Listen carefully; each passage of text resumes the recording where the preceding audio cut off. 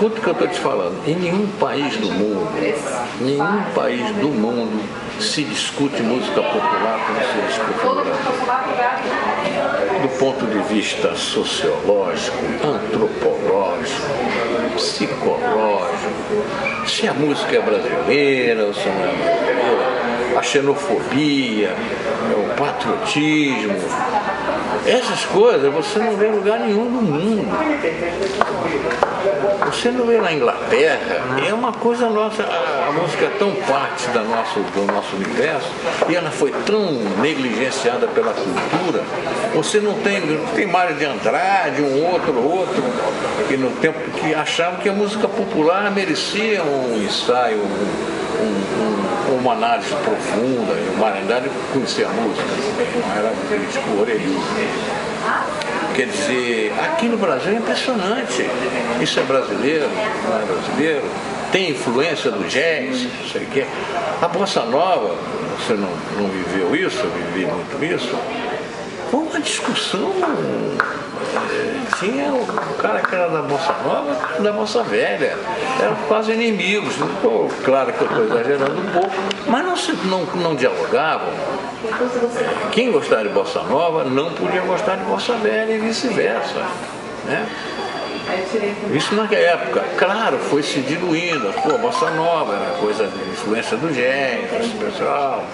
E aquela nossa sede, que é uma coisa muito brasileira, que vem desde Miranda, sei lá, de vencer no exterior. É bom que o americano gosta. Isso tinha também na nossa. Olha, o concerto do Carnegie Hall não agradou, foi um fracasso, foi como se o termômetro, sabe, se nossa música é boa ou não é boa, essa aceitação internacional.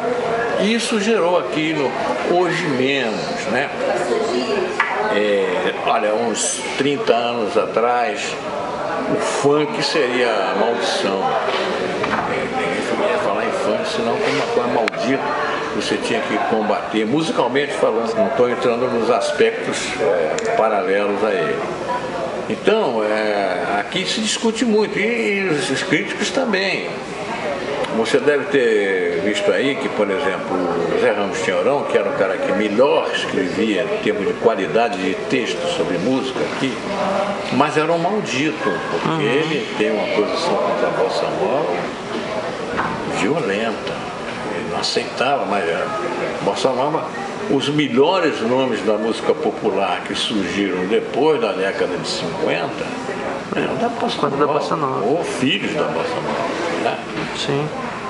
O Chico Buarque, até nesse filme dele, que está aí, um artista brasileiro, esse documentário, ele comenta muito isso, quando surgiu a bossa nova, não sei o quê, e como a música se discute. Como ele, por exemplo, numa certa época, ele não conseguiu ouvir um rock. E aí ele disse, poxa, isso passou por mim. O crítico também, imagina se o crítico sintonizado com tudo, não está. Eu confesso, muitas pessoas, hoje menos, né? Acho que eu não gosto de rock, não é que eu não conhecia o suficiente. Embora seja, acho os Beatles até hoje geniais, eu adoro, tem todos os discos dele. Não é que eu não sou contra nenhum gênero, mas ele passou pela. E o jovem, isso também quem disse não fui eu. O Burt Bacharach, quando esteve aqui no Brasil, repetiu isso. Eu entrevistei ele aqui no Copacabana Palace, para o Globo. A matéria está no Globo. Ele disse uma coisa sensacional. Quem determina o que é bom em música é o jovem.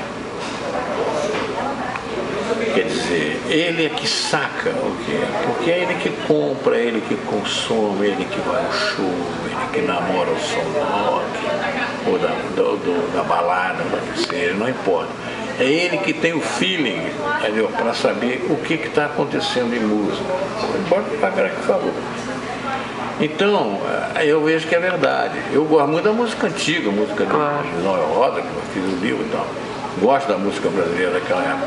Mas eu aprendi a gostar da bossa nova e aprendi a gostar de coisas mais pra cá. Sim. Todo mundo é crítico, todo mundo. A não ser que você seja completamente desligado desse assunto. Se você gosta, se você tem paixão, você é crítico. Você vai ver um filme, vai ver uma peça, vai escutar um disco, você vai ter uma opinião. Né? Quando eu estava na faculdade, eu me lembro que eu fazia muitas fitas, olha só, quantas fitas, né? Dava para os amigos, dava para os amigos, e botava junto das fitas uma descrição dos artistas que tinha ali, né? Sei lá, botava 12 músicas, aí falava, isso aqui. Ali eu já estava fazendo uma crítica, e eu não pensava nem em fazer crítica. Todo mundo fazia isso, que gravou uma fita em algum momento, ou mais tarde um CD, uma mixtape, qualquer coisa, passando para alguém, aquilo é uma crítica, né? Então, a gente acabou, eu sei que o Tom também acabando fazendo críticas também, porque é um momento inevitável. Você trabalha com música, você escreve sobre música, tradição, nos jornais, o revista tem também um momento da crítica, então a gente começou, eu comecei no caso, então também fazer críticas que é também um aprendizado, né? Você aprende.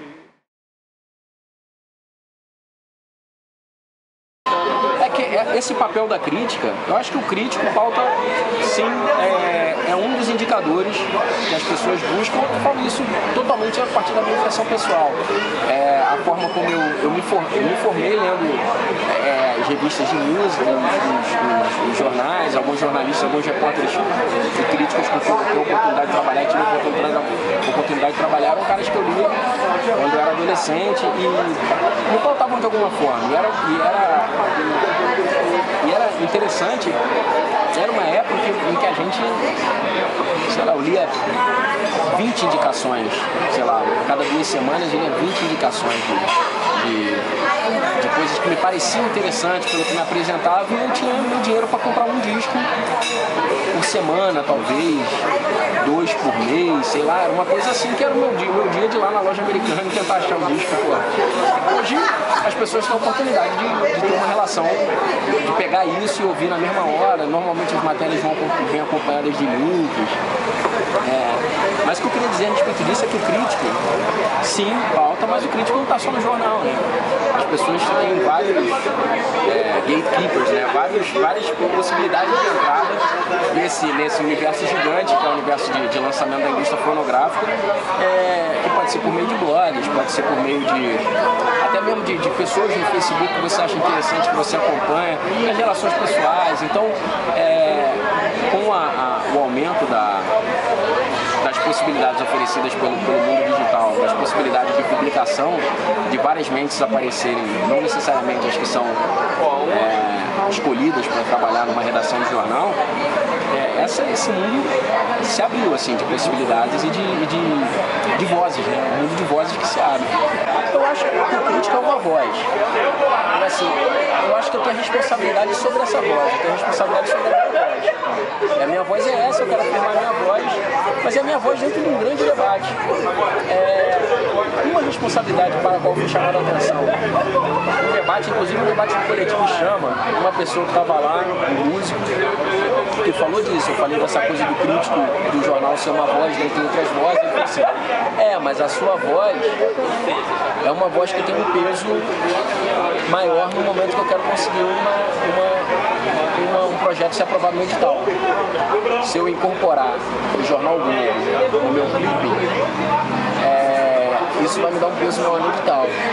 E eu passei a pensar mais nisso. Realmente existe essa responsabilidade. De alguma forma você está ajudando a determinar quem vai conseguir coisas e quem não vai conseguir. Mas da mesma forma que essa angústia de não conseguir dar conta de tudo, ela não pode tomar conta, ela não pode te oprimir, eu acho que essa responsabilidade ela também não pode te oprimir. Eu acho que a coisa é ser coerente com o que você acredita, mas sim, e não abrir mão dessa responsabilidade, que é a responsabilidade de falar bem ou falar mal, que você considera importante que seja falado bem ou falado mal. A responsabilidade é não ser leviano, cara. É não ser leviano com o que você está olhando. Com o público, né? É isso que sim, talvez. A responsabilidade com a inteligência do público também, cara. Você não está dialogando com... Quando você está falando de... Me incomoda muito a postura de arrogância do crítico, assim, quando ela existe. Porque eu acho que ter o poder, que é um poder, ter o poder de estar num veículo de grande imprensa falando bem ou mal de determinado artista, que eu acho que é até limitador, assim, não vai falar bem ou mal, falando de um determinado artista, esse poder ele não pode ser tomado como uma característica pessoal da qual você tem o seu olhar de ser arrogante por ela, porque é um poder circunstancial, assim.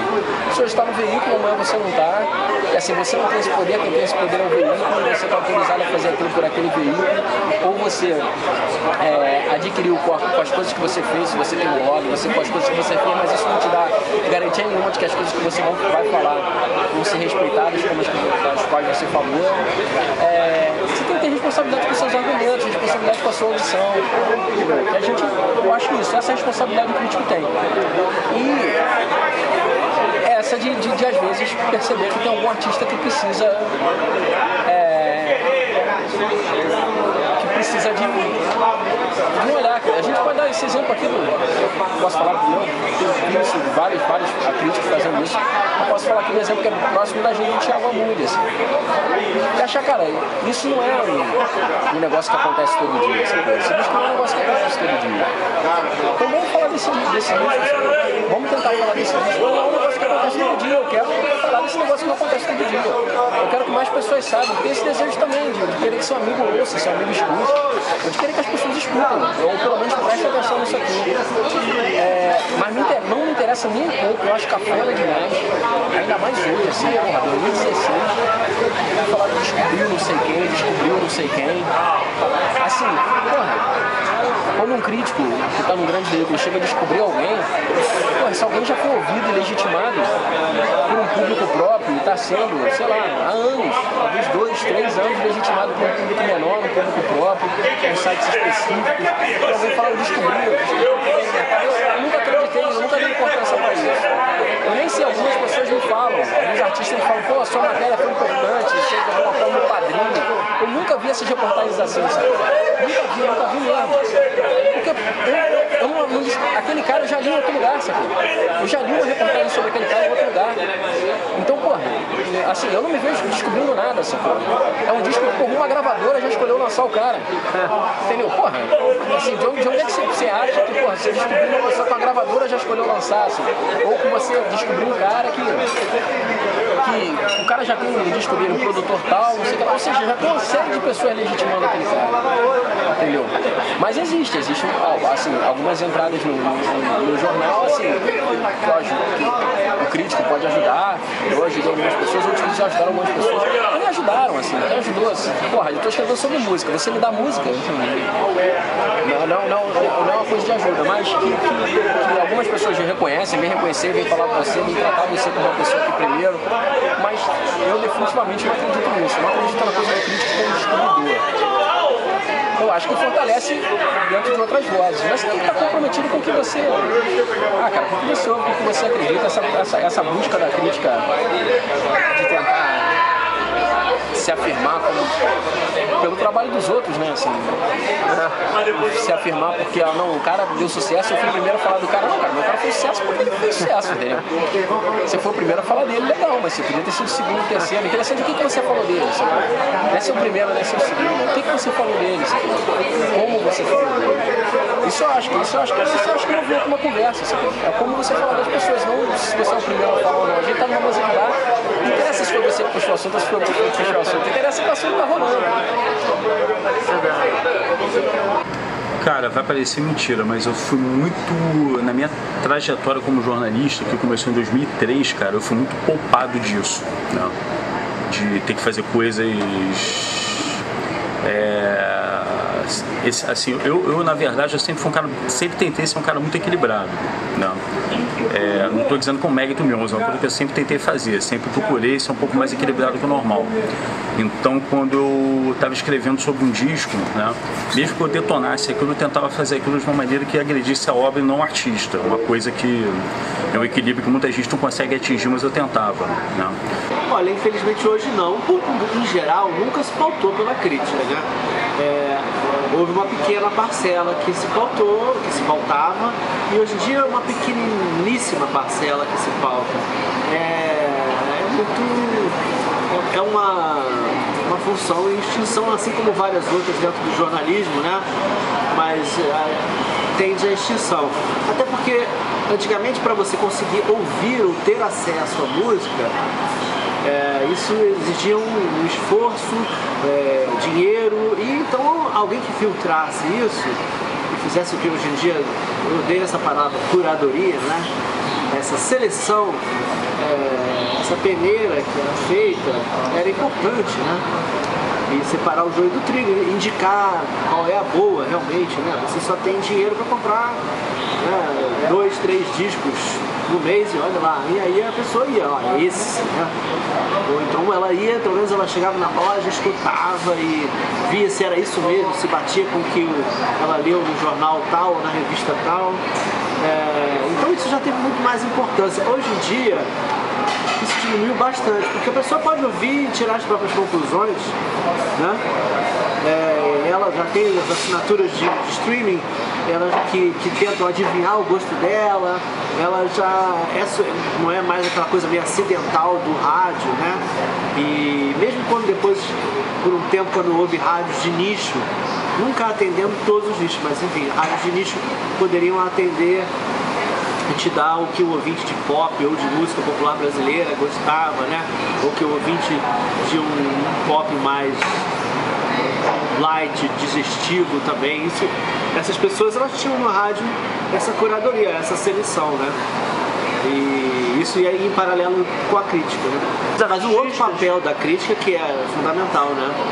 Há um outro papel da crítica que não é que a crítica ela funciona para quem lê, né? E também é um diálogo com quem está criando, né? Com o músico, com o artista.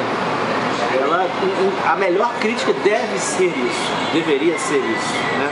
Não sei se talvez os seus artistas precisam, mas que é bom. Isso eu acho que é benéfico para a música, para a arte.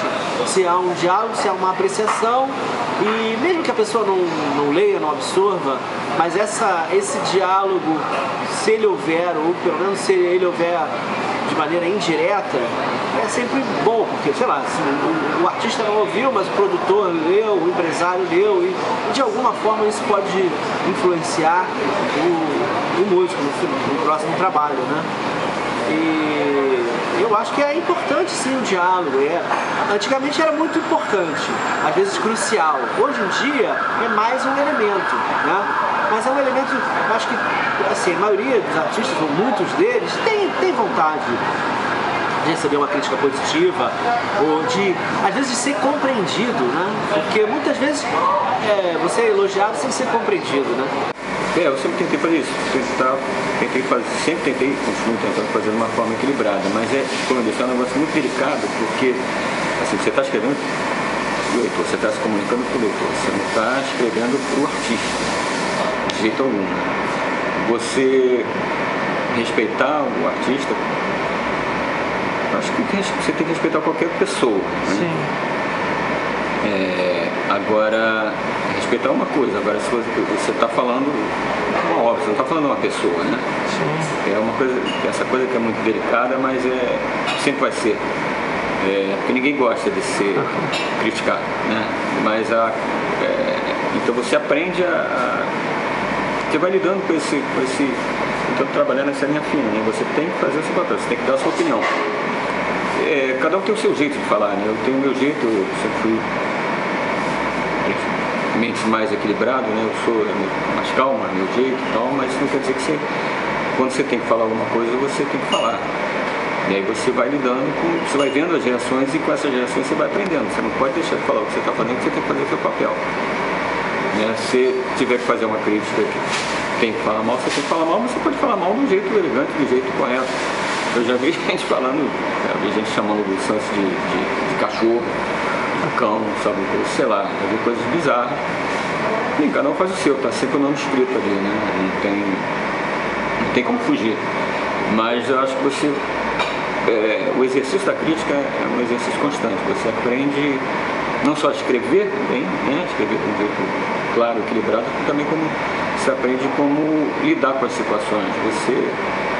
Às vezes você tem milhões de casos que a gente sabe como é que as pessoas reagem. Às vezes você fala uma coisa que parece que não tem nada demais, e a pessoa sente muito daquela forma, porque... Bom, aí a gente vai voltar à essência da crítica, né? A crítica, eu acho que é natural, é inevitável, tem que existir sempre, né? Porque o papel dela é o quê? É intermediar essa relação entre o que sai, entre o produto a se falar e a pessoa e o consumidor, né? Se não tivesse essa intermediação, todo disco é maravilhoso. Todo disco é incrível porque o artista quer que seja, ele está vendendo do jeito dele, a gravadora está vendendo o seu pré-release, tem toda a sua máquina de marketing, e todos os discos chegam nas gerações, são maravilhosos, são incríveis, claro, normal, natural. Ninguém vai lançar um disco e dizer que esse disco é horrível, né? Claro. Então a crítica está ali nesse meio, quer dizer, primeiro a gente tem que lembrar também que eram outros tempos, né? Então naquele momento, lá para trás, a crítica tinha esse papel de fazer a mediação entre o que saía no caso da música, né? Que vinha das gravadoras, no caso as grandes gravadoras ainda, e até chegar no público. Então você tinha que fazer essa ponte, né? De certa forma iluminar o gosto do leitor, né? Fazer a sua opinião. Não. Aquilo ali era uma opinião que o leitor concorda ou não concorda, mas se baseia naquilo para comprar um disco, na época que se comprava o disco. Então era um outro universo, mas isso vale até hoje. Mas eu sempre me baseei nisso, né? De colocar no papel da pessoa falando para um amigo meu, né? Pensando como se tivesse um amigo meu do outro lado dizendo, esse disco aqui, bababá, isso. Ele pode concordar comigo, pode discordar, mas o meu papel é esse, não era... muitas vezes a crítica é vista como não, a crítica falou isso, mas a crítica é só uma opinião. É uma opinião que coloca-se numa opinião comum, né? Não é do músico, dos amigos do músico, é uma opinião de alguém comum, entre aspas, que não é, espera-se da crítica que seja, você tentando se colocar no lugar de uma pessoa, entre aspas, do consumidor, para não se simplificar, só que uma opinião um pouco mais embasada, né, de alguém que vive aquele universo, que é apaixonado por aquele universo, que pesquisa aquele universo, então é capaz de, a partir disso, emitir uma opinião, que é uma opinião, mas com um pouco mais de embasamento, para avaliar uma determinada obra. Isso vai para cinema, para teatro, tudo. E isso é uma coisa que se aprende, um ofício que se aprende, inclusive também aprender a lidar com as reações. O crítico, aí tem um momento também que você não vai muito longe. Eu não vou muito longe. Se me der um disco que eu quero comentar, eu prefiro não comentar. Para que eu vou dizer que isso não é música, isso é verdade, esse cara é um enganador? Eu não posso fazer uma coisa. Então tem o desconforto também passa por aí, que você tem que saber que o que você gosta não é a grande verdade ou única verdade. Por exemplo, o artista institucional, o artista consagrado, você pode dizer o que você quiser dizer, não vai afetar nada. Não vai afetar. O novato, se ele tiver um talento, super talento, ele vai superar a primeira crítica desfavorável.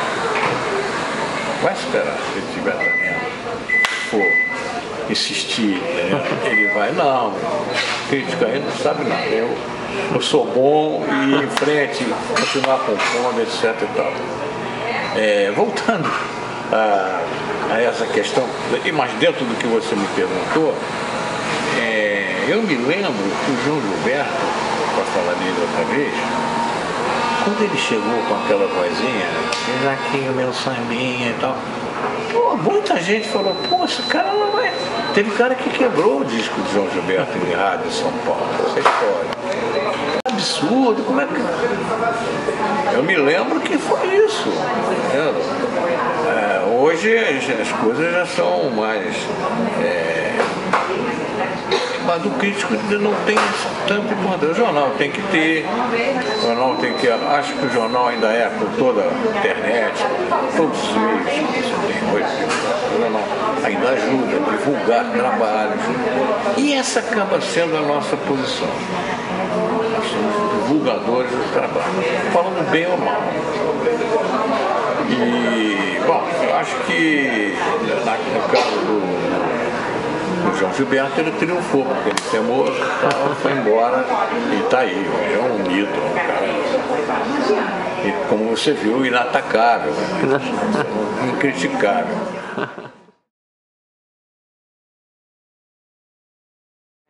Convivi um pouco com alguns antigos, com alguns mais experientes, né, de outras gerações, vi algumas coisas que funcionam para a sobrevivência a longo prazo na função de crítico.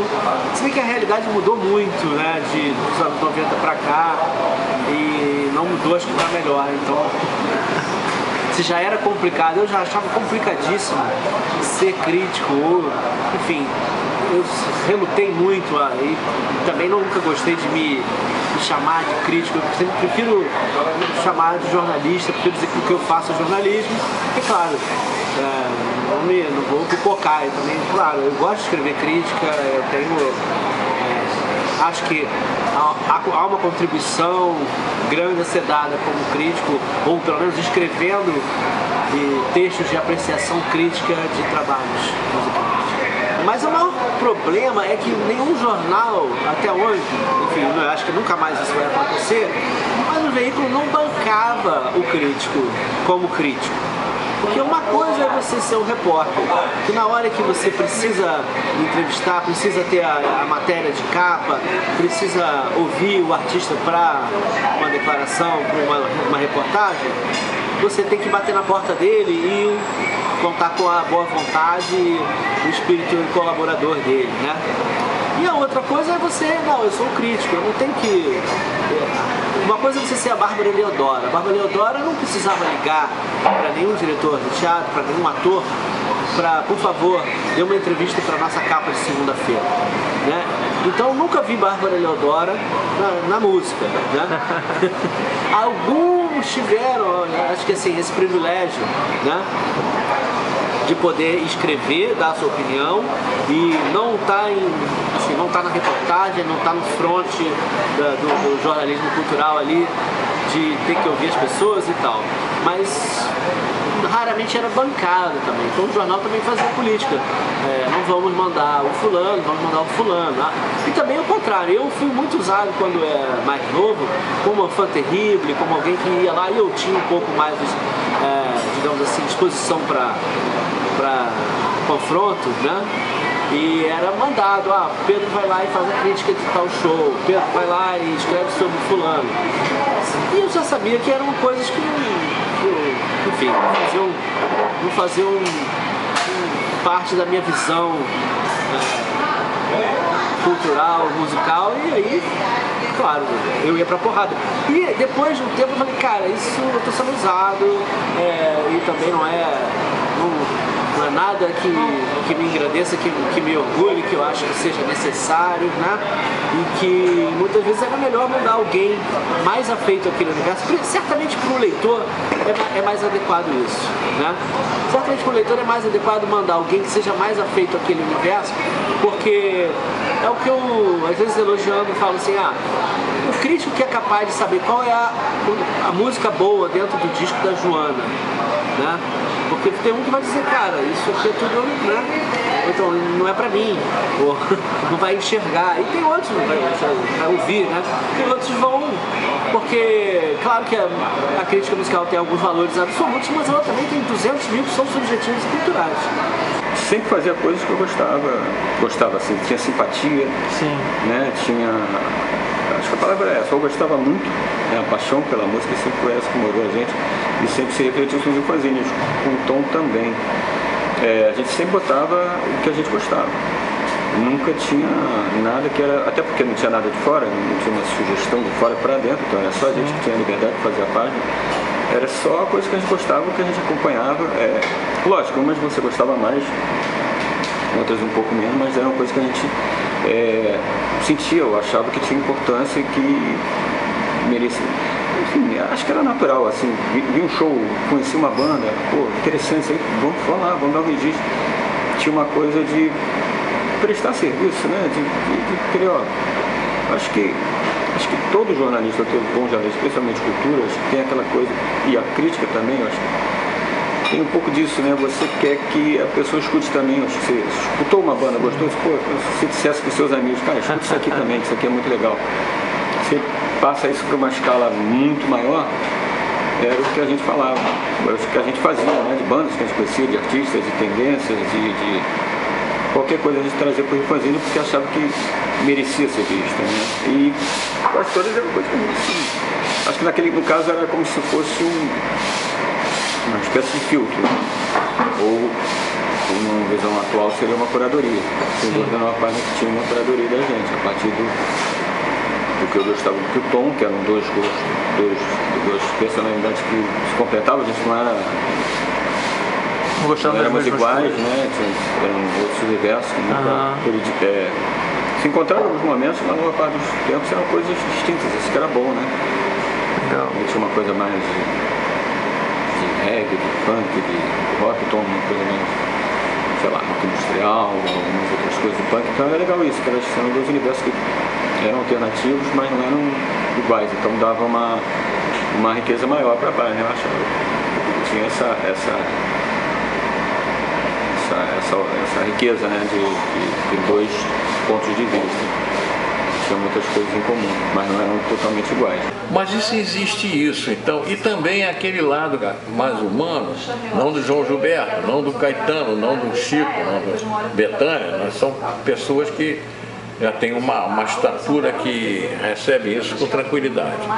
Mas é um jovem ou uma jovem que lança um disco e tem todo esse sacrifício para pôr o disco na rua, e você aí reduz esse disco a nada. Por mais elegante que você seja, quando você diz que o disco não é legal, de alguma forma, por mais que você procure as palavras, você está cometendo do ponto de vista dele, uma coisa insensível, cruel com uma pessoa que trabalhou tanto. Porque o disco é um trabalho. Claro. É um trabalho. As pessoas geralmente estão querendo se profissionalizar. Não é o médico, o cirurgião famoso que vai fazer um disco diletante, um disco para se divertir. Não é. É um cara que quer fazer música. Uma moça que quer ser cantora, compositora e tudo mais. Eu acho completamente desconfortável essa posição de crítico. Você está sujeito a ter que resenhar o disco de uma pessoa que acabou de se lançar e que de repente não é o tipo de coisa que você vai ouvir em casa, porque muitas vezes você quer ouvir um som mais antigo ou alguma coisa que você conhece, ou muitas vezes você não está tão afim de ouvir novidades assim e tal. Então, todo mundo de uma forma ou outra está sujeito a isso. Não só quem, por exemplo, gosta de rock e não ouve funk, ou gosta de samba de raiz e não ouve pagode, né? Eu acho que, de certa forma, você está sempre tendo que lidar com esse tipo de diferença entre o que você ouve pelo seu prazer e o que você ouve de maneira profissional. É claro que em alguns momentos essas diferenças são um pouco mais gritantes, né? Em vários momentos no meu trabalho, eu me sinto tendo que lidar com coisas que eu nem curto tanto, mas que eu tenho que valorizar, eu tenho que ver o que tem de bom naquilo, eu tenho que ver a história pessoal por trás daquilo, tenho que ver muitas vezes o drama por trás daquilo. Por exemplo, agora recentemente eu entrevistei o MC Bin Laden, né, que é o do Tá Tranquilo, Tá Favorável. Evidentemente eu tenho opiniões sobre a música dele que não são necessariamente tranquilas ou favoráveis, né, digamos assim. Mas eu conversando com ele, eu até falei pelo telefone com ele, poxa, eu até acho que o que eu tô vendo na tua música é uma coisa que eu não via desde a época do Michel Teló, né, desde o Aí Se Eu Te Pego, né, que é aquela música que o refrão é decorado pelo público muito tempo antes até da pessoa poder ouvir a música e saber que se trata de uma canção feita por um cantor, seja lá de qual estilo for e tal. Então eu acho que é um mérito dele, acho que não tem como não prestar atenção nisso.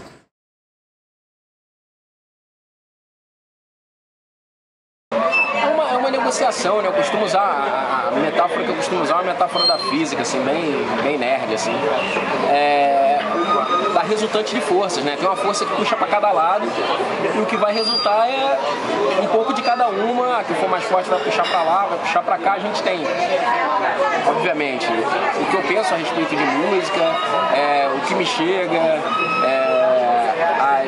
o que a editora do caderno pensa a respeito de música, o que a linha editorial do jornal, que é uma linha editorial que vem, sei lá, 90 anos, entendeu? Há 90 anos tem uma linha editorial, assim, o segundo caderno, o que o segundo caderno representa na cidade. Então todas essas coisas entram em contato ali e apontam, e no final, assim, a gente consegue negociar. Às vezes eu consigo falar de coisas que supostamente não estariam no jornal que tem uma média de leitores que a gente sabe, de idade avançada, de um certo interesse, de um interesse numa música mais tradicional, mas ao mesmo tempo é o único jornal da cidade. Então, se é o único jornal da cidade, as pessoas que têm um gosto mais tradicional estão lendo, e as pessoas que têm um gosto, que estão ligadas na música mais experimental, vão ler também, porque é o único jornal da cidade.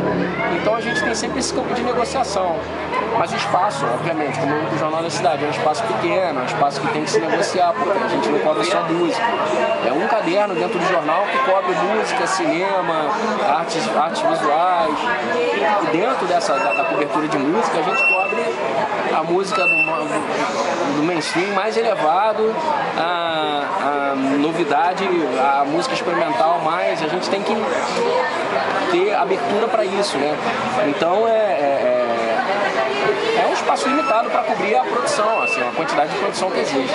É levado em consideração isso, a questão do jornal, do espaço para onde eu estou escrevendo, o que é o jornal, mas isso não é determinante, né? A gente não está engessado a isso. Tanto que isso é definido, a gente pode perceber isso se a gente for pegar de 15 anos para cá, que é o tempo que eu estou no jornal. Até 2007 eu fiquei no online, depois de 2007 eu passei para a equipe do impresso do segundo caderno. A cobertura varia de acordo com as pessoas que passam por ali, né? Se fosse uma cobertura, o jornal se impõe sobre as pessoas. Por exemplo, a saída do Schuckmann representa uma coisa, a saída do João Pimentel representou uma coisa na cobertura de música, a saída do Tom Leão representou uma coisa na cobertura de música, a saída recente do Carlos Albuquerque certamente vai representar, assim como a minha entrada, a entrada do Silvio Wesley, entendeu? Ou seja, existe essa força do jornal, mas existe também a personalidade de cada um, a forma como cada um encara a música, o que cada um negocia para conseguir fazer tá ali no jornal, o editor que está editando o jornal. Existia um jornal que era editado quando eu entrei pelo Chechel, Arthur Chechel, depois passou a ser um jornal editado por Isabel Deluca, que tinha um outro perfil, hoje é Fátima Sá que edita, que é um outro perfil. Então são pessoas fazendo aquilo, não existe uma determinação impositiva de si. Não existe essa personalidade do jornal que a gente sabe como é que é. Assim, a gente conhece o mundo. Nós, eu estou me incluindo, os críticos brasileiros são bastante camaradas com o material que criticam. Por quê? Isso é uma colocação minha. A relação do crítico com aquilo que ele vai criticar é muito estreita, às vezes pessoal. O crítico às vezes é amigo do compositor, nada demais ele ser amigo de um compositor, até ótimo, ter um amigo que faça música, mas é uma proximidade tal, entendeu, que você não vê, há uma barreira entre o que ele escreve, crítico de jornal, entre o que ele escreve e o que talvez ele deveria escrever. Ele não tem essa liberdade que ele precisaria para falar sobre o objeto que ele está criticando. Eu tenho um gosto musical bastante conservador em muitos aspectos, eu diria, inclusive, mas assim, lidando com a música que é feita hoje em dia, né, com a música, ainda mais aqui no jornal que eu trabalho, que a gente lida com uma música que basicamente é aquela que tem mais respostas de público, de rádio, de uma série de coisas, né, a gente tem que se despir um pouco de preconceitos, né, tem que o tempo todo estar de olho no gosto das outras pessoas, não no nosso próprio gosto, digamos assim, né. E o trabalho é feito dessa forma, mirando aquilo que está dando mais certo, aquilo que está tendo mais compartilhamentos, aquilo que está sendo mais ouvido em ambientes de streaming, aquilo que está bombando mais em redes sociais ou na televisão e tudo.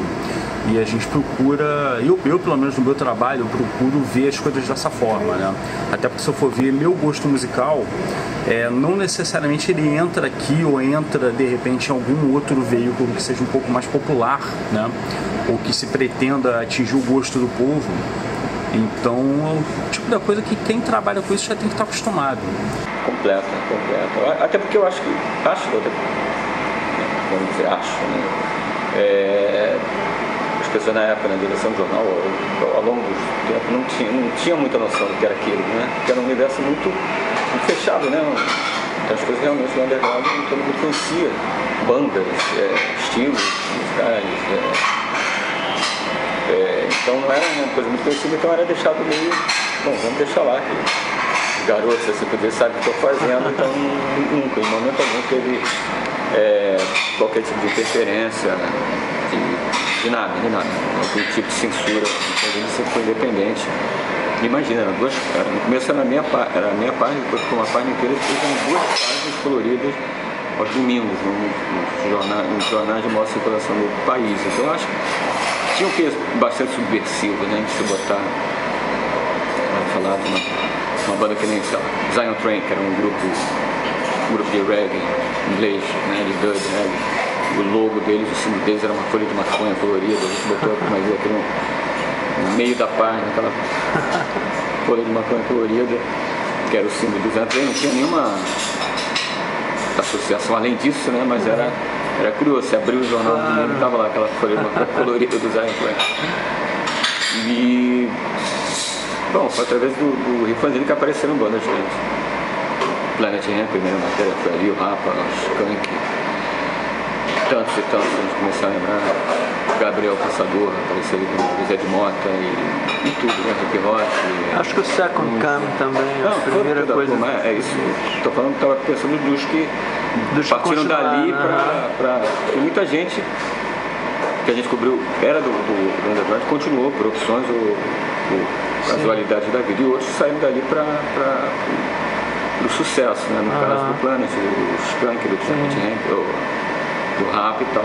E outros foram a gente acompanhando um universo que era para aquilo mesmo, não tinha intenções de chegar nesse dia. Aí tem milhões de bandas que a gente pode lembrar, mas olhando agora o que ficou, acho que funciona muito bacana. Não é uma autoria não, mas realmente você vê que aquilo era importante para aquele momento, né? E tem espaço para aquele universo.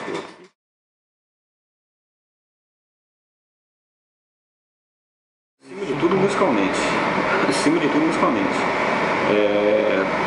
Tem, claro, contextualizar, saber de onde veio, para onde vai.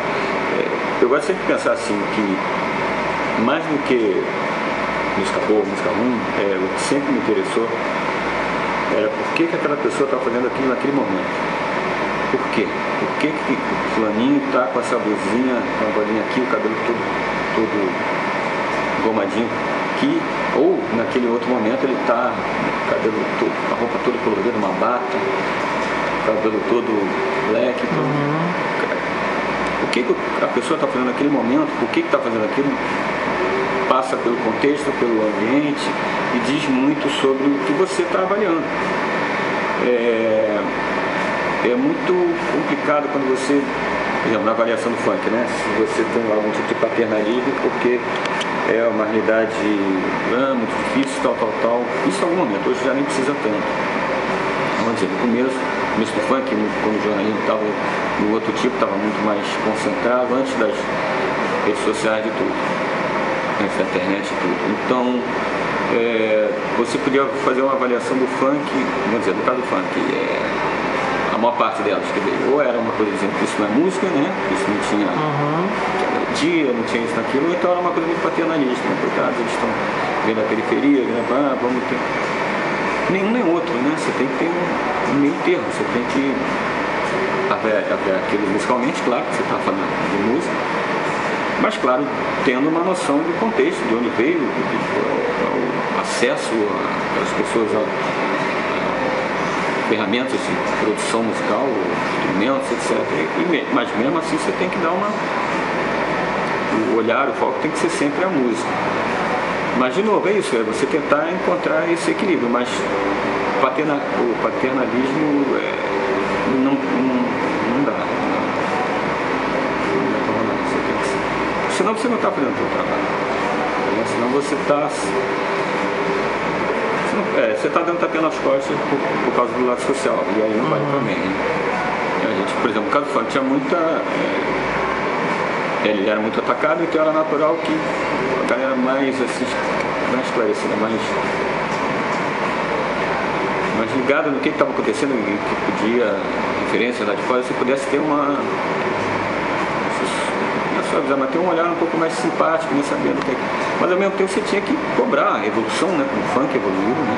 Ou nem tanto, né? Mas enfim, sabia que aquilo ali era uma coisa que, ó, isso aqui é legal, mas a batida é a mesma, não muda há tanto tempo, comparado com o que você vê lá fora, com a evolução do hip hop, que era uma bateria eletrônica, né? Então, quantas coisas do hip hop, a mudança que você pega o hip hop de 78, 79, você vê depois, a evolução foi enorme. Era o quê? Música de rua, uma bateria eletrônica e um cara no microfone. E no funk a evolução foi bem menor, né? Evoluiu aos poucos, mas os loops eram quase os mesmos durante. A aceitação de tudo e a negação de tudo, elas são irmãs espelhadas do acriticismo, né, cara? E não é o que a gente tá falando de crítica, a gente tá falando de acrítica. O que eu acho é como você acolhe as coisas ou como você rejeita as coisas. Nesses textos, vocês falam dessa questão dessa aceitação generalizada, na qual, assim, sinceramente, assim, eu não me reconheço, mas me reconheço no olhar aberto, às vezes, para as coisas, no olhar, como eu falei aqui em outras oportunidades, no olhar de procurar me movimentar até onde aquela coisa está e tentar entender por que eu acho que é uma postura arrogante você chegar com um artista como a Ivete Sangalo, que é uma artista de uma popularidade absurda, você chegar, porque você não gosta, simplesmente você falar que é uma merda. Porque você tem que entender que, porra, milhões de pessoas gostam. Você não deve respeitar esses milhões de pessoas no sentido de concordar com elas. Assim como você deve respeito aos seus mestres, que são, sei lá, 5, que, porra, pra concordar com eles. Assim, você deve respeitar que eles pensam alguma coisa que você pega, isso daqui me parece interessante, vou questionar, não vou questionar. E, porra, quando você tem milhões de pessoas gostando da parada, você não pode chegar e falar, cara, essas milhões de pessoas são idiotas e eu sou esperto. Acho que é o movimento de tentar chegar perto daquilo e tentar saqueio, mas não. E questionar aquilo, saqueio, mas não. Isso daqui, ou funk, que é uma coisa que eu adoro, por exemplo, você pode chegar e, pô, criar uma crítica profundamente contestadora do que o funk representa e do que o funk é. E sendo sério, tratando com seriedade o assunto que você está tratando. O que eu acho leviano é alguém chegar e falar mal do funk porque falar que não liga. Falar mal do funk porque, assim, o funk são críticas que são iguais às críticas que foram feitas ao rock, que é a base da maioria desses críticos que questionam o funk. Críticas foram no nascimento do rock, as críticas foram no nascimento do rock, você tinha o jazz, e de repente chega o nascimento do rock, quase todas as canções do nascimento do rock tem a mesma dinâmica harmônica formada em cima de 3 acordes. O que não tornava. E aquela música tinha 3 acordes e era mais poderosa do que tudo mais que estava sendo feito no mundo na época. Então tem que ter essa compreensão, esse deslocamento histórico. Tem outra coisa que vocês falam nesses artigos, e que eu acho que é uma coisa a ser pensada, que é essas relações, assim, as relações que existem. Vocês falam das relações, a gente estava falando das relações entre crítico e assessor de imprensa. Não existe relação entre crítico, assessor de imprensa, artista. Tá todo mundo frequentando o mesmo mundo, cara. A gente frequenta, infelizmente, o Rio de Janeiro é uma cidade pequena, eu acho que sempre foi.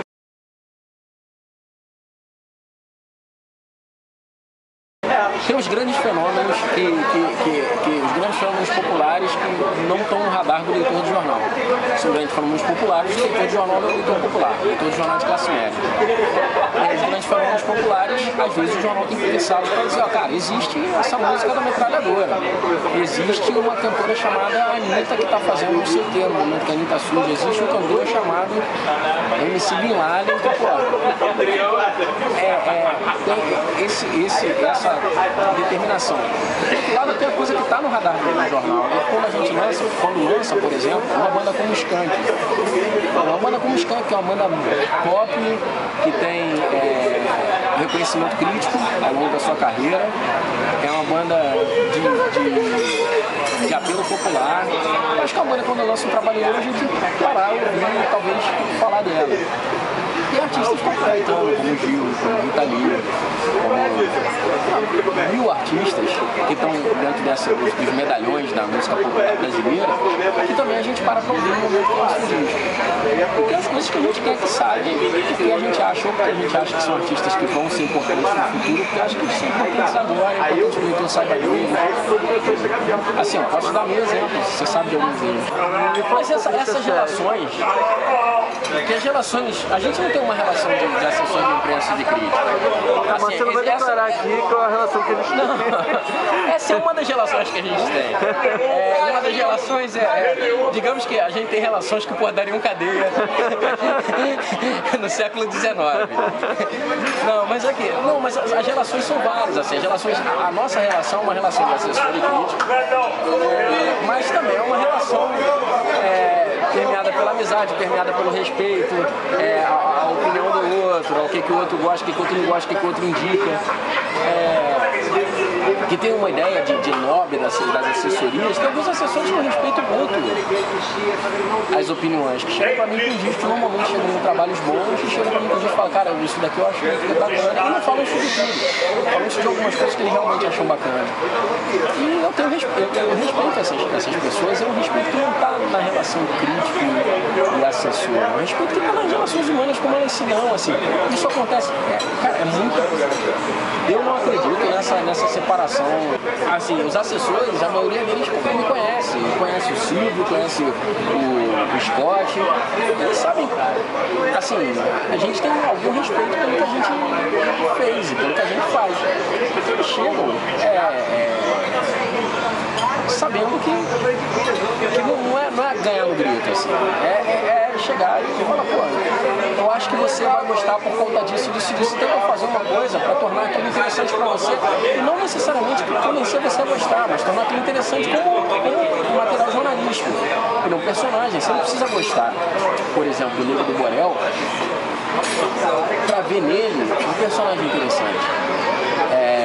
Que renderia um assunto interessante para o seu jornal. Você não precisa gostar da música da metralhadora, você não precisa gostar dessa música para dar uma capa de segundo caderno para ela, como aconteceu recentemente. Eu fiz a matéria de colega. Assim, você não precisa gostar disso para entender que está acontecendo alguma... que ali tem um material jornalístico. O assessor, quando percebe isso, ele não precisa fazer você gostar. Entendeu? Na maior parte das vezes, quando ele está com um artista na mão popular, um artista controverso, ele nem quer que você faça uma crítica, na verdade. Ele não está te vendendo fazer uma crítica. Ele acha que, pô, essa pessoa daqui tá, sei lá, 3 músicas na parada. Você vê um artista como a Valesca, por exemplo. A Valesca, eu nem falei disso no jornal, mas a Valesca, nos últimos 3 anos, ela lançou 3 músicas, uma por ano, que foi hit. Assim, isso é uma coisa, assim, isso é um negócio que você tem que tentar entender ou não. Assim, ela acabou de lançar agora uma 4ª, eu não gosto tanto, não gosto na verdade, não chegou essa 4ª música dela, mas ela lançou 3 músicas, uma por ano, cara. Uma artista que se sustenta, aparece no mercado, a gente fala dela, lançando uma música por ano, ela lançou uma música por ano. E você precisa gostar dessa música para entender que tem um negócio ali. Você pode não gostar de nenhuma das 4. O artista lançou uma música por ano e, pô, tá entre as mais tocadas do ano, todo ano. Entendeu? Tem um autor como, pô, sei lá, o Bruno Calimã. O Bruno Calimã é um autor, o cara é o compositor de Camaro Amarelo, Domingo de Manhã e Te Esperando. Uma Luan Santana, outra do Dupla Sertaneja, 3 músicas em 3 anos diferentes que estão entre as top 5 do Brasil, sendo que 2 delas foram no top 1. Assim, a música mais tocada do país. Assim. Esse cara, foda-se se tu gosta se tu gosta de Camaro Amarelo, você não precisa gostar, aí não tem crítica. Aí tem uma parada de Tá acontecendo alguma coisa. E os assessores de gravadora, ou os assessores que não são de gravadora, os assessores desses artistas estão ligados nisso, eles tentam te apresentar isso, eles tentam te apresentar, olha, esse cara tá fazendo isso, ele não tenta te convencer que o cara é um grande cara. Mas eventualmente essas relações elas são assim, a gente está tomando uma cerveja aqui agora enquanto faz essa entrevista, mas a gente já tomou várias cervejas sem fazer entrevista e várias cervejas sem você não vender pauta. E essas relações, elas são assim, eu não acredito mesmo no isolamento do crítico. Eu acho que tem pessoas que vivem isoladas. Elas podem ser críticos, podem ser marceneiros, elas vivem isoladas. E tem pessoas que não, que vivem se relacionando.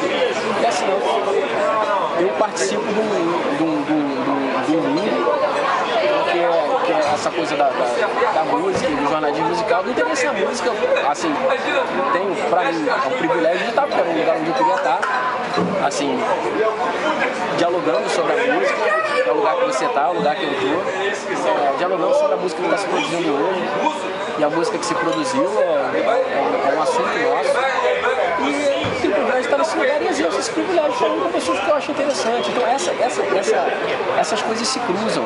E é claro que a gente não pode ter ingenuidade de achar que você não tem interesse no profissional no momento que você está falando comigo de uma reportagem, de uma pauta sua. Mas eu também não posso ser um paranoico de achar que você está querendo me passar a perna o tempo inteiro. Porque isso não se dá na nossa relação, sabe? Você não quer me passar a perna, eu não quero te passar a perna. Você enquanto assessor, enquanto crítico. Então você falou, como eu já falei pra você algumas vezes, cara, esse artista não. Ou então esse artista sim, mas não por aí, esse artista vale. Eu acho o disco foda, mas pra gente conseguir dar essa parada aqui no jornal, a gente tem que conseguir pro outro lado, vamos pensar, entendeu? É muito mais complexo do que o esquema de lobby. É claro que existe o esquema de lobby, mas é muito mais complexo que isso.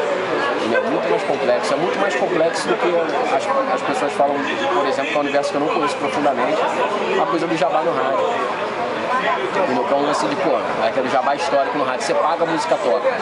Não tem isso no jornal. Não tem no jornal. Assim, simplesmente não existe. A gravadora pagar um artista pra lá. Não existe. O que existe é um jogo muito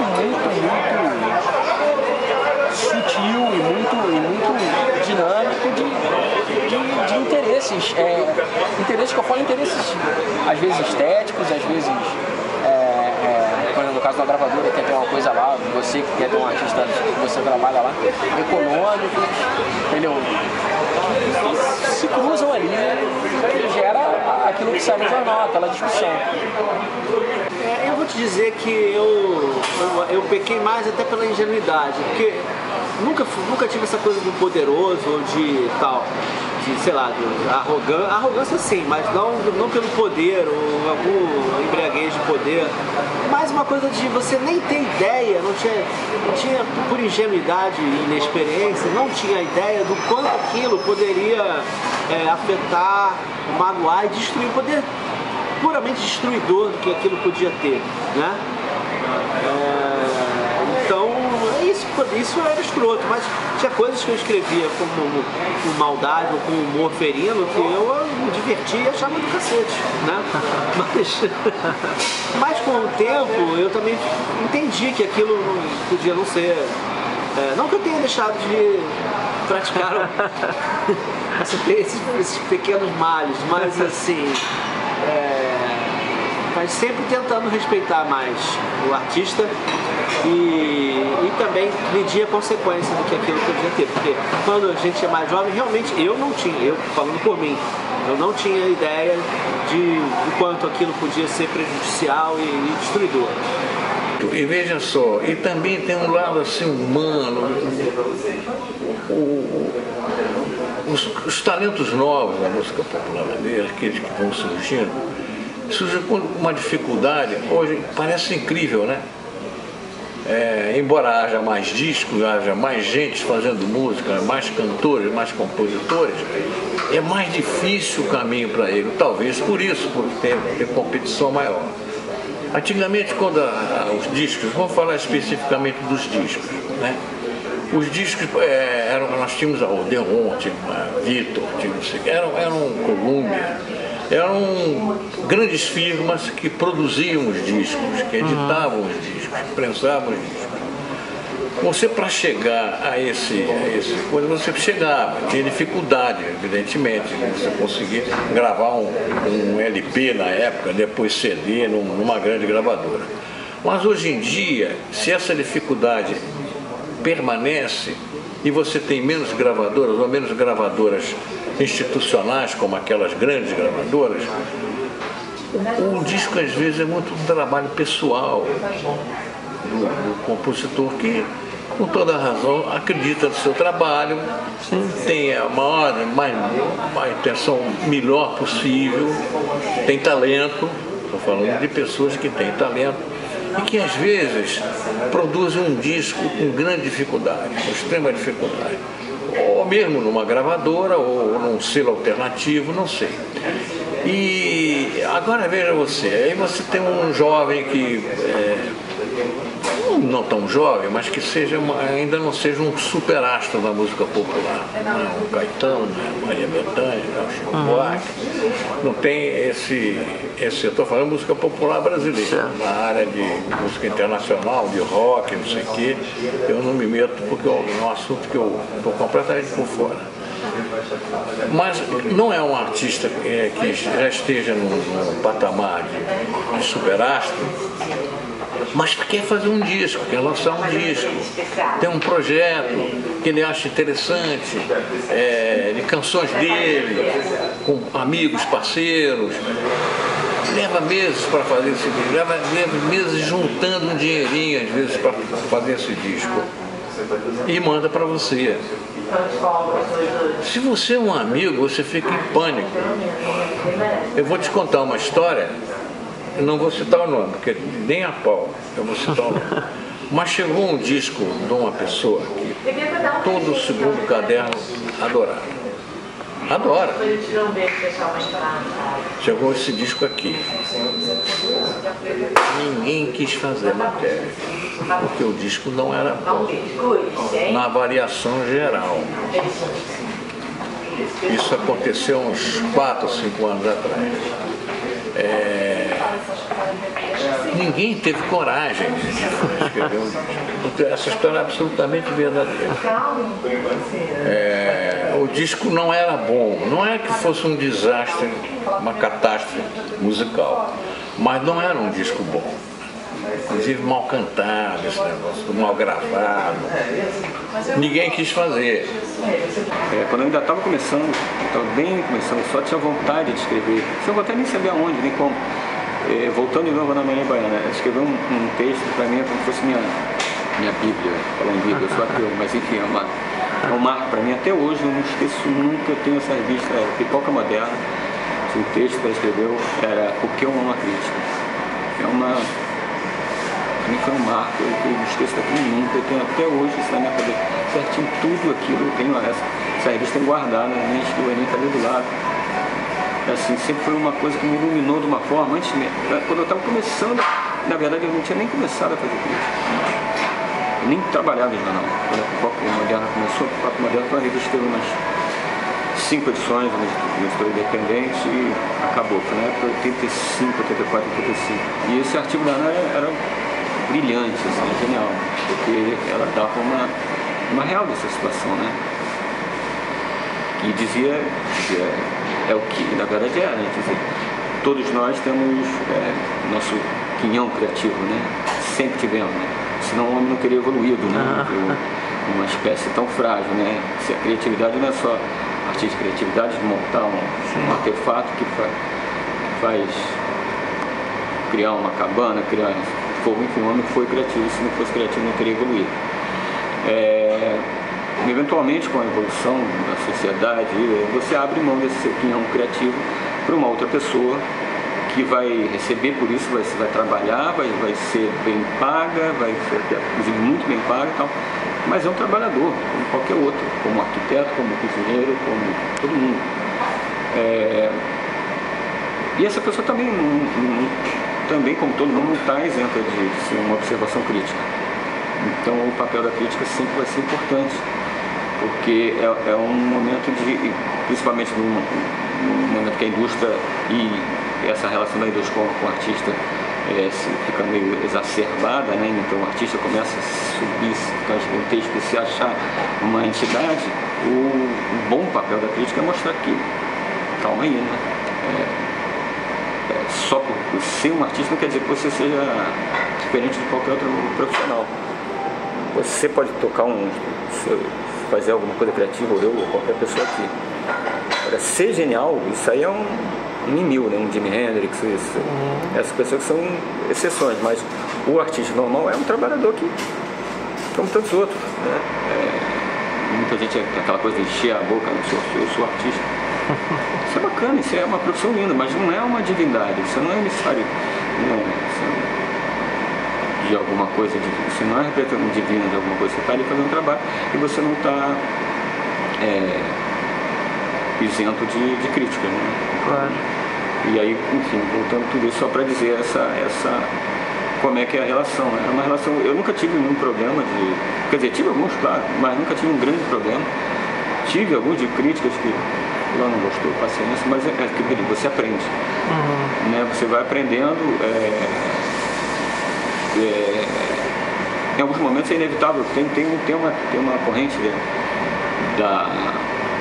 dentro do jornalismo musical que é um pouco mais extrema, né? Que defende que o jornalista ou crítico, né? O jornalista de música não deve nunca ter algum tipo de amizade com quem que ele pode criticar.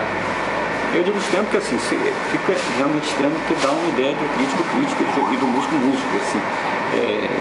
No final das contas são duas pessoas normais. É natural você ser numa província que é Rio de Janeiro, todo mundo. Se alguns que você gosta mais, você tem afinidade, você não vai dizer, não vou deixar de ser amigo do cara que eu gostei, de ser afinidade, porque ele é músico.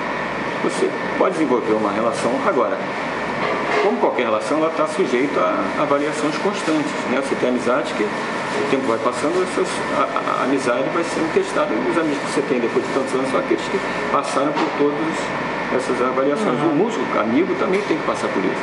Se você escrever uma crítica e o teu amigo, conhecido músico, reagiu muito mal, então não é uma pena. O que você vai fazer? O profissional, você tem que continuar sendo profissional. Se o teu amigo entendeu aquela crítica de um jeito muito pessoal e ficou muito ofendido e partiu para algum tipo de animosidade ou agressividade. O que eu me lembro de ter ocasionado, digamos assim, meios muito desairosos à minha pessoa foi uma coisa que aconteceu num blog que eu tinha, que era do Discoteca Básica, não foi nem no JB, nem na Bis, nem nada, que foi uma resenha que eu fiz foi de um disco do New Order, que eu não vou me lembrar do nome, é o penúltimo deles antes desse mais recente, é um que tem escrito em neon na capa, até a capa daquele disco do Caetano Veloso C foi chupada dessa capa, Waiting for the Science Call, lembrei. E eu fiz uma resenha falando muito mal do disco, dizendo que finalmente dá pra perceber que a Gillian Gilbert, que é tecladista, fazia falta pro grupo, que as músicas eram fracas, que tinha até um single legal, mas o disco era ruim, e de repente choveram e-mails de fãs do New Order me detonando.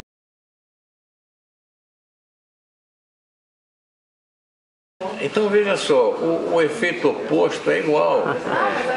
Se você tem um disco de um superastro também, eu cometi um pecado mortal, segundo a unanimidade da crítica brasileira, foi criticar um disco de João Gilberto. Eu critiquei o disco, não o João Gilberto. Porque o João Gilberto está ali, o cantor, o violão, o cara craque.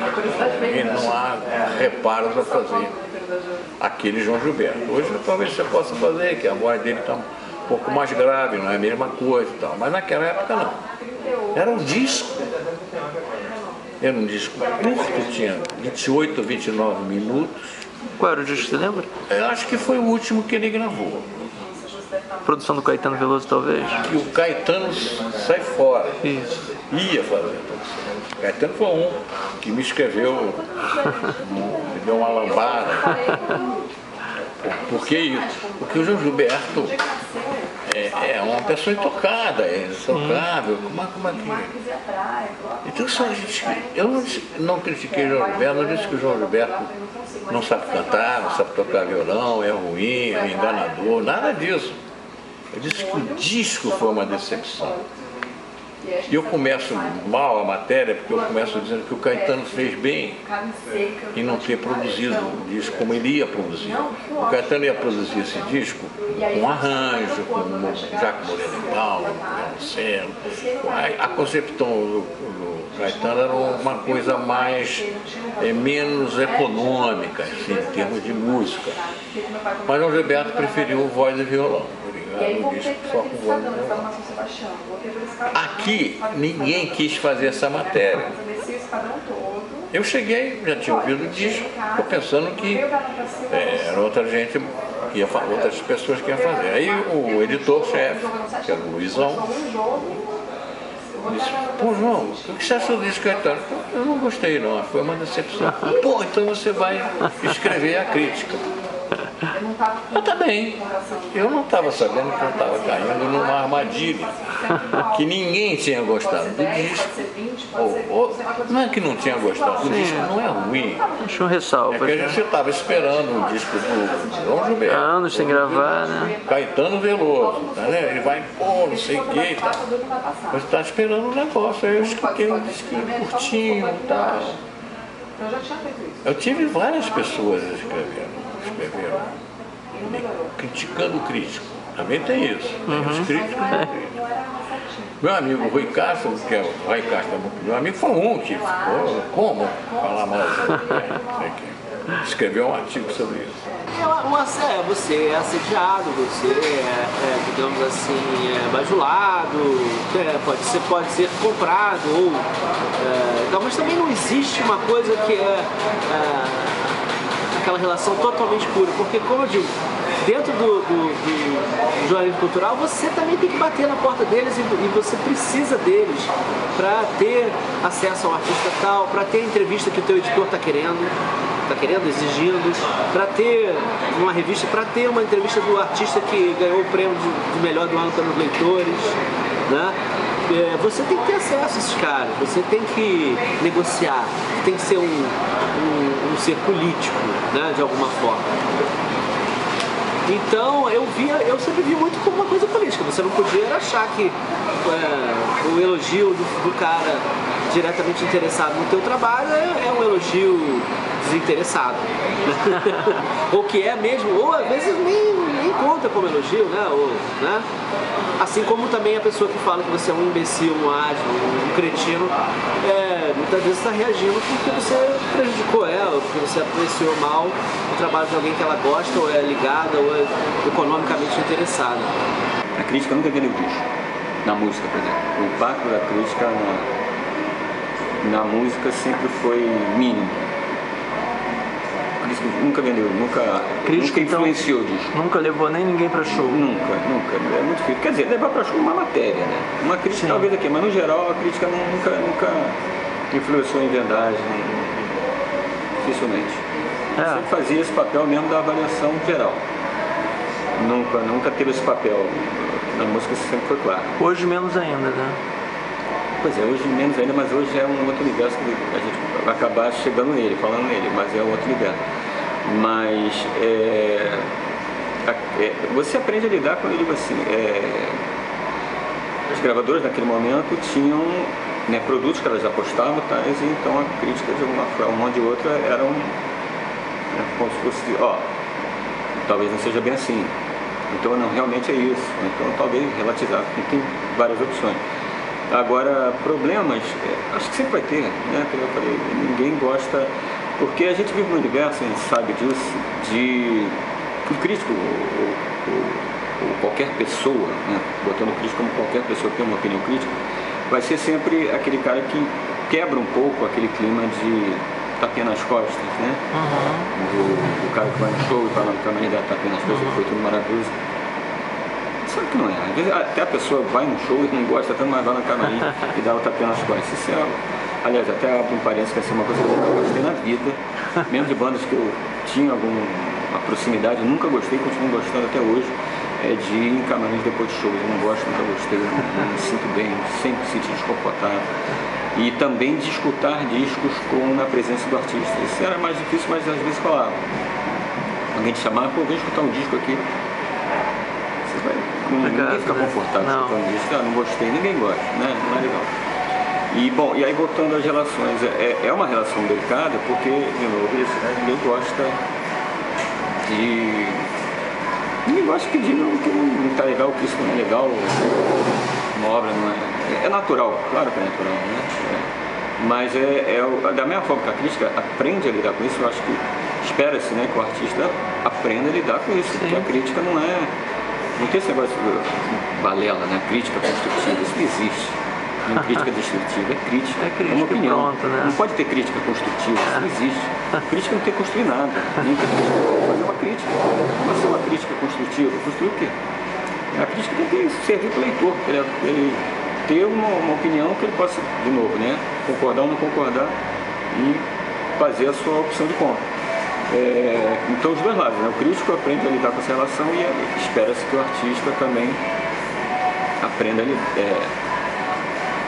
a passo a lidar com isso com mais leveza, né? Saber que aquilo não é o fim do mundo, não é uma opinião, é apenas uma opinião de alguém que está do lado de fora. Assim, quando ele lança um disco, ele não pode imaginar que todo mundo vai adorar o disco. Isso não existe, né?